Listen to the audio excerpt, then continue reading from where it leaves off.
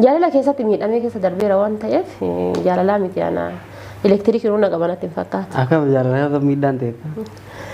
Jaalala keessatti jechuun osoo mudannoo jaalalaa hedduun qaba. Osoo ati hin dhufin. Osoo jechuun asillee hin dhufin ta'ee biyyarraa erga bahee Kuweeti seene jechuudha.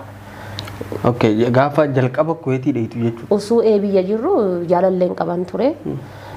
Jaalalleen kiyya sun anaaf nama oolmaa guddaas akka haadhaatittis akka abbaattis waan haadha kiyyatti ni manne icciitii gargara waa hedduutti himadhuun ture. Biyya keessatti? Biyya keessatti jechuudha. Kutaa 5 qabnee ilaa kutaa 10 waliin barannee waggaa 5 jechuudha. Waggaa 5 kana keessatti amanuunis nama dhiba guyyaa takka walitti dabaluunee waan badaa hojii dalannee hin beeknu. Kaayyoon kiyyaaf kan isaa erga yuunivarsiitii xumurree booda jechuudha. Karoora akkasii qaba, anis karoora akkasii qaba, innis karoora akkasii qaba. Osuma wajjin deemnu jechuudha.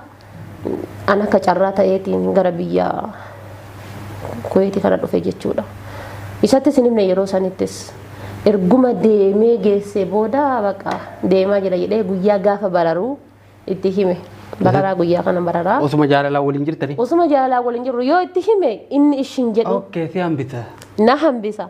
Ammas ana dirqama biyya sanii na kaasaarutu jira. Maatiin kiyyas gargaaruun barbaadaani. Gatii kana ta'eef baqa waa hedduutu yuu jira waan ta'eef namni kun jireenya ofii keessa waa hedduu kan isa rakkisu qaba.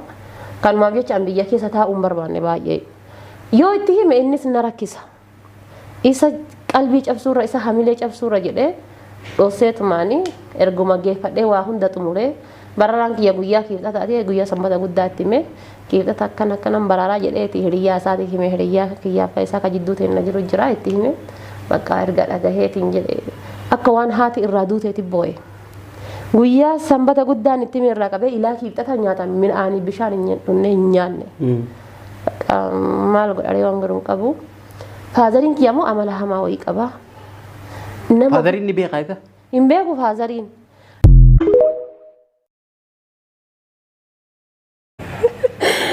Maqaa kiyya kana garuuyyuu hin himadhus jedheen ture.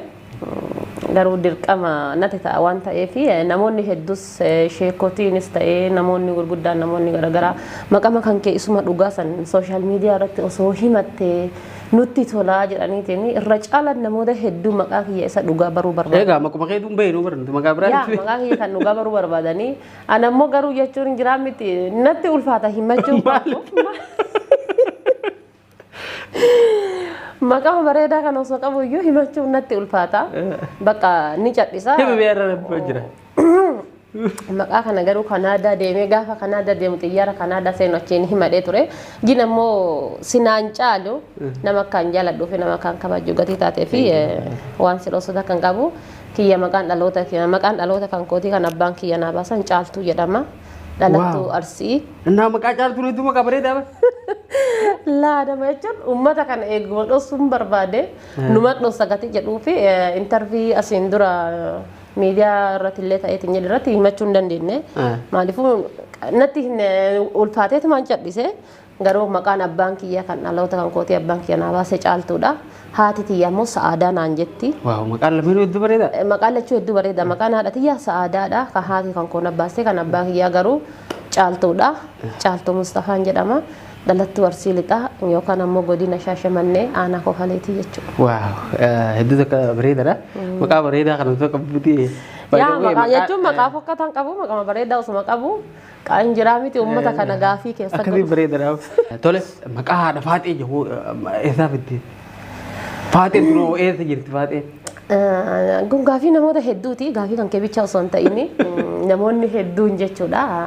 Faaxeen eessa jirti? Deettee nu dhossite moo guddifattee nu dhossite moo kan jedhanillee hedduutu jirani.